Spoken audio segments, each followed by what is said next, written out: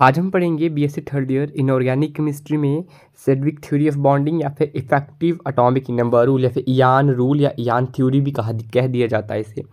ये एक बहुत इंपॉर्टेंट टॉपिक है, वेरी इंपॉर्टेंट टॉपिक।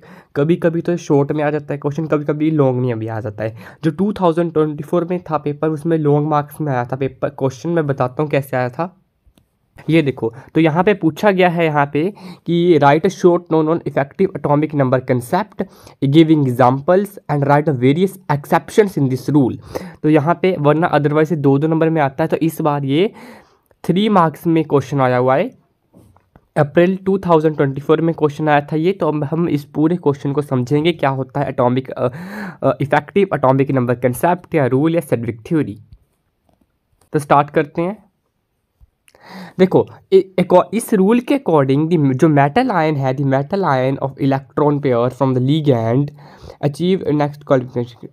इस रूल के अकॉर्डिंग क्या है कि देखो, जो मेटल आयन है वो लीगेंड्स के चारों ओर सराउंडेड होता है। Metal ion surrounded by ligand, जो मेटल आयन के चारों ओर लीगेंड्स होते हैं।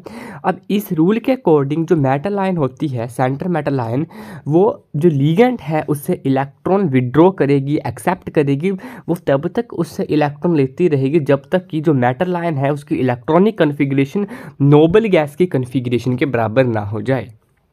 ठीक है, सिंपल सा रूल है। रूल ने क्या कहा? रूल ये कह रहा है कि जो मेटल आयन है it can accept electron pair from the ligand. वो लीगेंड से इलेक्ट्रॉन पेयर एक्सेप्ट करेगी until it achieve the next noble gas configuration. जब तक जो मेटल आयन के पास जितने इलेक्ट्रॉन है वो सारे नोबल गैस कन्फिग्रेशन के बराबर ना हो जाएं। और इसी को हम कहते हैं इफेक्टिव एटॉमिक नंबर रूल या सेड्विक थ्योरी ऑफ बॉन्डिंग। ठीक है, तो एक और बात इसमें की पॉइंट याद रखना है आपने कि जो मेटल आयन है, the total number of electron possessed by central metal ion. अब देखो, मेटल आयन है, मेटल आयन के पास कुछ अपने भी इलेक्ट्रॉन्स होंगे, कुछ उसने विड्रॉ किए। तो जो टोटल नंबर ऑफ आयन होंगे, एक तो सेंट्रल मेटल के पास कुछ खुद अपने इलेक्ट्रॉन्स, दूसरे and the electron gained by it from the ligand, और जो कुछ उसने लीगेंड से भी लिए होंगे। उन सभी का जो टोटल इलेक्ट्रॉन होंगे उन सभी को बोलेंगे इफेक्टिव एटॉमिक नंबर। ठीक है, अकेले मेटल के ही नहीं, कुछ मेटल के अपने हैं और कुछ उसने लीगेंड से लिए हुए हैं। जब टोटल सारे इलेक्ट्रॉन मिलके बनेंगे उन सभी को बोलते हैं effective atomic number. The total number of electron possessed by central metal ion, जो सेंट्रल मेटल आयन के कुछ अपने इलेक्ट्रॉन्स हैं, कुछ उसने लीगेंड से लिए हैं, जो टोटल हो जाएंगे उनको बोलेंगे हम इफेक्टिव एटॉमिक नंबर। तो दो डेफिनेशन होगी, पहले what is an effective atomic number rule, second is what is an effective atomic number. आपने दोनों की दोनों ही लिख देनी है।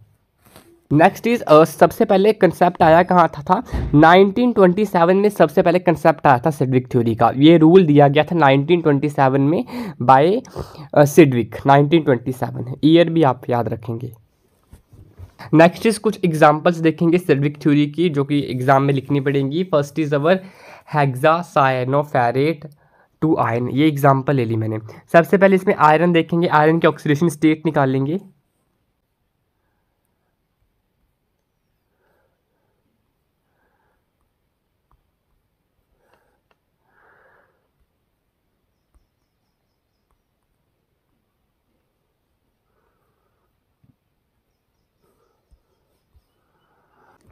आयरन की ऑक्सीडेशन स्टेट आती है +2, atomic number of iron 26, oxidation state +2 होगी तो 2 इलेक्ट्रॉन कम हो जाएंगे, 24 रह जाएंगे। ठीक है, अब हर एक साइनाइड आयन के पास कितने इलेक्ट्रॉन? 2 इलेक्ट्रॉन है, तो 6 साइनाइड आयन के पास कितने हो जाएंगे? 12 इलेक्ट्रॉन। ठीक है, हर एक साइनाइड के पास 2 इलेक्ट्रॉन है तो 6, देखो जो साइनाइड लगा इसके साथ। ठीक है, आयरन मतलब डेफिनेशन के अकॉर्डिंग जो मेटल आयन है इसने इस लीगेंड से इलेक्ट्रॉन विड्रॉ करेगा। पहले तो मेटल आयन के खुद के इलेक्ट्रॉन देखेंगे। मेटल आयन के खुद के इलेक्ट्रॉन कितने? 24 इलेक्ट्रॉन है, क्योंकि 26 थे, 24 रह गए क्योंकि यहाँ पे आपके पास ऑक्सीडेशन स्टेट रहेगी। सेकंड, अब ये साइनाइड से इलेक्ट्रॉन विड्रॉ करेगा। साइनाइड के पास कितने? 6 साइनाइड आयंस है ना। एक साइनाइड के पास 2 इलेक्ट्रॉन, टोटल कितने? 12 इलेक्ट्रॉन। अब जो इन दोनों का सम कर देंगे तो 36 इलेक्ट्रॉन्स आएंगे, और 36 इलेक्ट्रॉन ही नेक्स्ट आपके पास atomic number noble gas configuration, that is krypton. Krypton का भी एटॉमिक नंबर 36 है, तो यहाँ पे इयान रूल इज ओबेड। ठीक है, यही इयान रूल कहता है। इयान रूल यहाँ पे ओबे हो चुका है। ठीक है, इयान रूल यही कहता है कि जो मेटल आयन है ये इलेक्ट्रॉन विड्रॉ करेगा फ्रॉम मेटल आयन अंटिल इसके पास next atomic gas stable noble gas configuration ना आ जाए। तो यहाँ पे इयान रूल सेटिस्फाई हो रहा है। सिमिलरली यहाँ पे भी इयान रूल सेटिस्फाई हो रहा है। ठीक है, यहाँ पे भी ऐसी यान रूल सेटिस्फाई हो रहा है। ठीक है, आपने ये देखना है कि total number of electron which can be gained by the metal line कितने हैं। एक तो वो उसके पास अपने खुद के इलेक्ट्रॉन, दूसरे जो वो गेन करेगा। तो यहाँ पे भी ऐसे ही आपका यान रूल सेटिस्फाई हो जाएगा। Next is limitations of EAN rule. Limitations भी है इयान रूल की। तो limitation of Sidgwick theory and EAN rule, पहला, there are many complexes ion which are non unstable stable but do not show EAN effective rule. इसका मतलब है कि बहुत से कंपाउंड हैं, बहुत से कॉम्प्लेक्सेस हैं जो कि इयान रूल को they do not follow the EAN number rule, effective atomic number को वो ओबे नहीं कर रहे हैं, but still they are stable, but वो फिर भी स्टेबल हैं, फिर भी वो स्टेबल हैं। तो ये पहली लिमिटेशन हो गई। सेकंड, कि this theory doesn't predict geometry of complexes. ये कंपाउंड की ज्योमेट्री नहीं बताया। आपने देखा है कि आपको मैंने एग्जांपल भी बताए पीछे एक, सिडविक थ्योरी ने कहीं पे भी ज्योमेट्री का जिक्र नहीं किया है। Next is this theory doesn't predict type of metal orbital में इन्वॉल्व इन बॉन्डिंग।